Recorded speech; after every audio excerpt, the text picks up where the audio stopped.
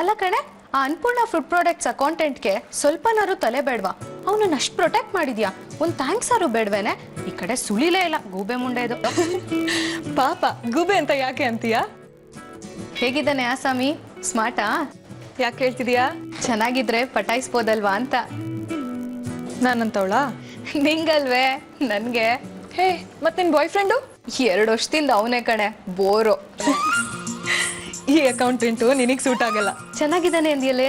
ಚೆನ್ನಾಗಿದ್ದಾನೆ, ಆದ್ರೆ intelligent, decent. Intelligent, decent ಇದೆಲ್ಲ boring ಕಣೆ. ಇದ್ಯಾವುದು ನನ್ನ ಟೈಪ್ ಅಲ್ಲ, ಅವ್ನು ನಿನಗೆ ಸರಿ.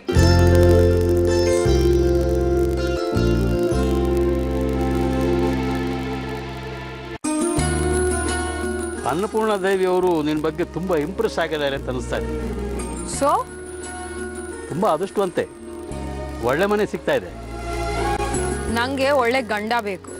ಯು ಡೋಂಟ್ ನೋ ಶ್ರೀನಿಧಿ, ತುಂಬ ಲಕ್ಷಣವಾಗಿದ್ದಾನೆ ಹುಡುಗ. ರಿಯಲಿ? Very focused. ಇಮ್ಯಾಜಿನ್, ಒಂದು ಹಪ್ಪಳ ಉಪ್ಪಿನಕಾಯಿ ಮಾಡೋ ಕಂಪನಿನ ನ್ಯಾಷನಲ್ ಇಂಟರ್ನ್ಯಾಷನಲ್ ಲೆವೆಲ್ಗೆ ಬೆಳೆಸಿದ್ದಾನೆ. ನೈಸ್. ಜೊತೆಗೆ ತುಂಬ ತುಂಬ ಒಳ್ಳೆ ಹುಡುಗ. Very rare combination. ಯಶಸ್ಸು ಒಳ್ಳೆತನ ಪಟ್ಟಿಗೆ ಸಿಗೋದು ತುಂಬ ಅಪರೂಪ. ಅವ್ರ ಮನೆಯವ್ರನ್ನ ಒಪ್ಪಿಸಿದೀಯಾ, ಅದಕ್ಕಿಂತ ಮುಖ್ಯವಾಗಿ ಹುಡುಗ ನಿನ್ನ ಇಷ್ಟಪಡಬೇಕು. ಅದೇನು ಮಾಡ್ತೀಯ ಗೊತ್ತಿಲ್ಲಪ್ಪ, ಪಟ್ನಲ್ಲಿ ನನಗೆ ಶ್ರೀನಿಧಿನೇ ಅಳಿಯ ಆಗಬೇಕು.